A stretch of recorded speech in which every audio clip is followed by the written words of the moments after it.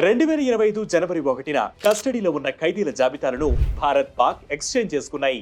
శిక్ష పూర్తయిన ఖైదీలుగా ఉన్న 183 మంది భారతీయ పౌరులను త్వరగా విడుదల చేయాలని, మరో 18 మంది ఖైదీలకు తక్షణమే కాన్సులర్ యాక్సెస్ అందించాలని భారత్ కోరింది.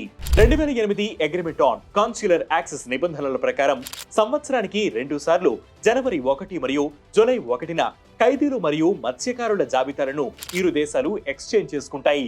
ఇందులో భాగంగా తమ కస్టడీలో ఉన్న 381 మంది పాకిస్తాన్ పౌర ఖైదీలు మరియు 81 మంది మత్స్యకారుల పేర్ల జాబితాలను భారత్ పాక్ తో పంచుకున్నట్లు విదేశీ వ్యవహారాల మంత్రిత్వ శాఖ ఒక ప్రకటనలో తెలిపింది. పాకిస్తాన్ కూడా తమ కస్టడీలో ఉన్న 49 మంది పౌర ఖైదీలు మరియు 217 మంది మత్స్యకారుల పేర్ల జాబితాను ప్రకటించింది. శిక్ష పూర్తయిన 183 మంది భారతీయ పౌరులను వీలైనంత త్వరగా విడుదల చేసి స్వదేశానికి పంపించాలని భారత్ పాకిస్తాన్ను కోరింది. దాంతో పాటు 18 మంది ఖైదీలకు ఇప్పటి వరకు కాన్సులర్ యాక్సెస్ అందించలేదని, వీలైనంత త్వరగా ఆ ప్రక్రియను కూడా పూర్తి చేయాలని కోరింది. అలాగే అక్కడ ఉన్న భారతీయ ఖైదీలందరి రక్షణ, భద్రత మరియు సంక్షేమం పట్ల జాగ్రత్త వహించాలని కోరింది. దీంతో పాటు పాకిస్తానీయులుగా భావించే 76 మంది పౌర ఖైదీలు మరియు మత్స్యకారుల నేషనాలిటీ వెరిఫికేషన్ ప్రాసెస్ ను వేగవంతం చేయాలని భారతదేశం పాకిస్తాన్ ను కోరింది.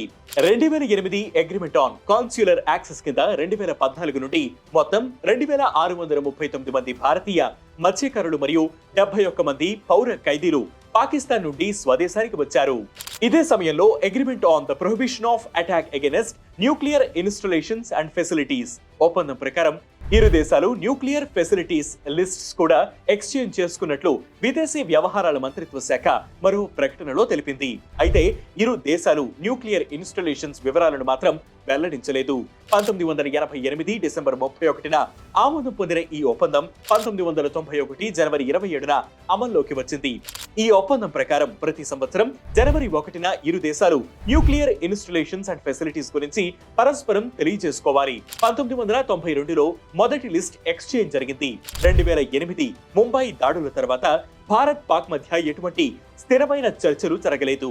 2019 పుల్వామా దాడి తర్వాత ఇరు దేశాల మధ్య వైరం మరింత పెరిగింది. దాంతో ఇప్పుడు భారతీయ ఖైదీల విడుదలపై పాక్ ఎలా స్పందిస్తుందో చూడాలి. ఇది వాటి ఎక్స్ప్లెయినర్. ఇలాంటి ఎక్స్ప్లెయినర్స్ కోసం ప్రతిరోజు వెట్ న్యూస్ యాప్ ని ఫాలో అవ్వండి.